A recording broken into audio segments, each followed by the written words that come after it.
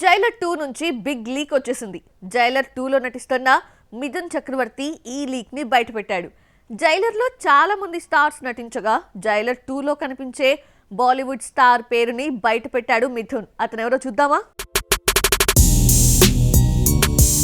రజనీకాంత్ సత్తా ఏమాత్రం తగ్గలేదని జైలర్ నిరూపించింది. వరల్డ్ వైడ్ 700 కోట్లకు పైగా గ్రాస్ కలెక్ట్ చేయగా ప్రస్తుతం జైలర్ 2 షూటింగ్ లో బిజీగా ఉన్నాడు రజనీ. జైలర్ లో జాకీ ష్రాఫ్, మోహన్ లాల్, శివకుమార్ ఇచ్చిన గెస్ట్ అపియరెన్స్ జైలర్ కి బూస్టప్ ఇచ్చింది. జైలర్ 2 దగ్గరకు వచ్చేసరికి గెస్ట్ అపియరెన్స్ ఇచ్చే స్టార్స్ పెరిగారు. మోహన్ లాల్, శివరాజ్ కుమార్ తో పాటు మిథున్ చక్రవర్తి కీ రోల్ లో కనిపించనున్నాడు. ఈ మధ్య ఇంటర్వ్యూలో మాట్లాడుతూ షారుఖ్ ఖాన్ అతిథి పాత్రలో కనిపించనున్నాడని తెలిపాడు మిథున్. దీంతో షారుఖ్ జైలర్ 2లో నటిస్తున్నాడంటూ చాలా కాలంగా వస్తున్న గాసిప్పే నిజమైంది. షారుఖ్, దీపికా జంటగా రోహిత్ శెట్టి డైరెక్షన్ లో సూపర్ హిట్ అయిన చెన్నై ఎక్స్ప్రెస్ లో పాటలన్నీ హిట్టే. అయితే లుంగి డాన్స్ మాత్రం చాలా స్పెషల్. తమిళనాడులో మంచి వసూలుకు ఈ సాంగే కారణం. ఈ పాటతో తలైవాకు ట్రిబ్యూట్ ఇచ్చిన షారుఖ్ జైలర్ 2లో కలిసి నటిస్తున్నాడు.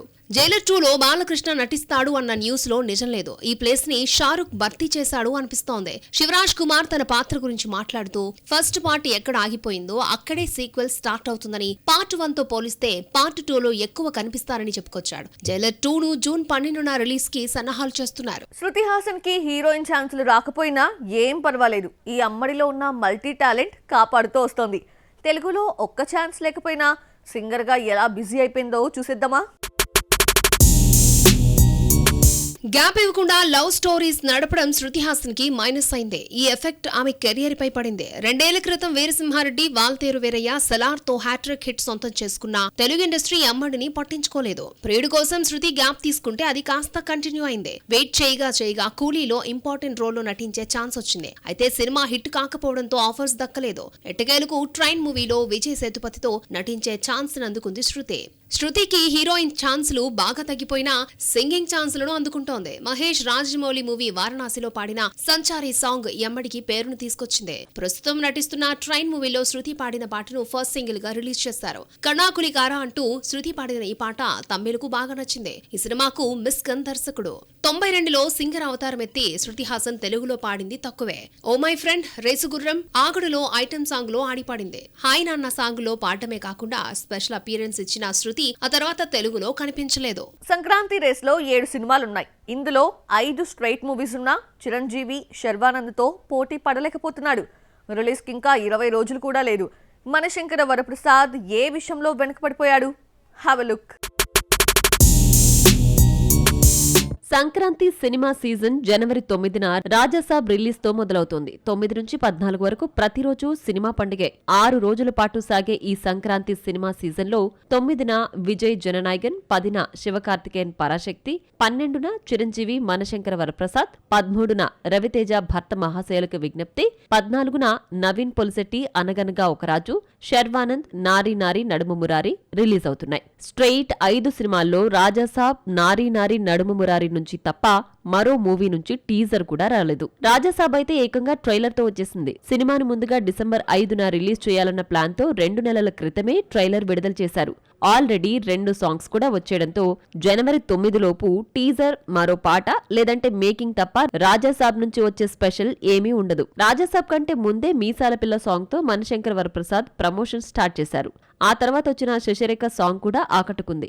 పాటలతో ఇంప్రెస్ చేసినా ఇంతవరకు టీజర్ రిలీజ్ చేయలేదు. గ్లిమ్స్ పేరుతో చిరంజీవిపై ఎలివేషన్ సీన్స్ ను వీడియోగా రిలీజ్ చేశారే తప్ప అనిల్ రావిపూడి, చిరంజీవి మార్క్ చూపించలేదు. ఈ ఇద్దరి ఎంటర్టైన్మెంట్, రైటింగ్, కామెడీ టైమింగ్ ఎలా ఉంటుందో తెలియాలంటే టీజర్ బయటకు రావాలి. అనగనగా ఒక రాజు నుంచి ప్రమోషనల్ వీడియోస్ వస్తున్నాయే తప్ప టీజర్ రావటం లేదు. నవీన్ పోలిశెట్టి నుంచి ఎంటర్టైన్మెంట్ ఆశించే ఆడియన్స్ కి అదే ఇవ్వటం లేదు. భీమవరం సాంగ్ తో పాటు సెకండ్ సింగిల్ ప్రోమో వచ్చినా టీజర్ రిలీజ్ కి ముహూర్తం ఎప్పుడు పెడతారో చూడాలి మరి.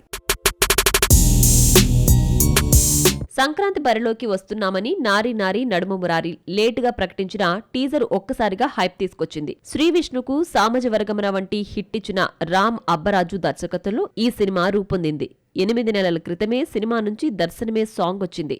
పెద్దగా బజ్ లేని ఈ సినిమాకు ఎంటర్టైనింగ్ టీజర్ క్రేజ్ తీసుకొచ్చింది. సంక్రాంతి బరిలో వస్తున్న మరో సినిమా భర్త మహాశయులకు విజ్ఞప్తి ఆల్రెడీ 2 పాటలు టీజర్తో వచ్చేసింది. ఫ్యామిలీ బ్యాక్గ్రౌండ్ కథలో ఎంటర్టైన్మెంట్ గా సినిమా ఉంటుందని టీజర్తో చెప్పేశాడు దర్శకుడు Kishore Tirumala.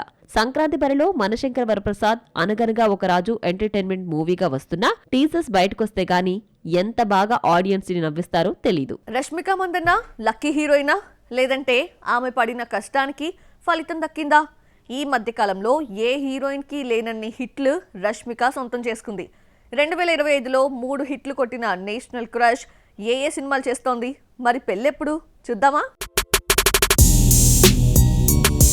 Animal, Pushpa 2, Chhaava, Kubera, the girl friend తో రష్మిక సక్సెస్ గ్రాఫ్ ఆకాశాన్ని తాకింది. మధ్యలో సల్మాన్ తో జతకట్టిన సికిందర్, థామా మినహాయిస్తే లక్కీ హీరోయిన్ ముద్రపడింది. హిట్ అయిన ప్రతి సినిమాలో పర్ఫార్మెన్స్ తో ఇంప్రెస్ చేసిన రష్మిక తనకంటూ బ్రాండ్ ను, భారీ రెమ్యునరేషన్ ను సొంతం చేసుకుంది. రష్మిక నటించిన తొలి lady oriented movie the girl friend మూవీపై ముందు నుంచి పెద్దగా హైప్ లేదు. ఓటీటీ నుంచి ఫ్యాన్సీ రేట్ రావడంతో థియేట్రికల్ రైట్స్ భారం ది గర్ల్ ఫ్రెండ్ పై తక్కువ పడింది. దీంతో బ్రేక్ ఈవెన్ ఈజీ అయింది. గర్ల్ ఫ్రెండ్ కు డివైడ్ టాక్ వచ్చినా రష్మిక ఇమేజ్ కలిసొచ్చింది. 7 కోట్లకు బిజినెస్ జరుపుకుంటే 10 కోట్లొచ్చింది. ఫస్ట్ టైం నటించిన ఈ లేడీ ఓరియంటెడ్ మూవీ కోసం 7.5 కోట్లు రెమ్యునరేషన్ తీసుకుందట.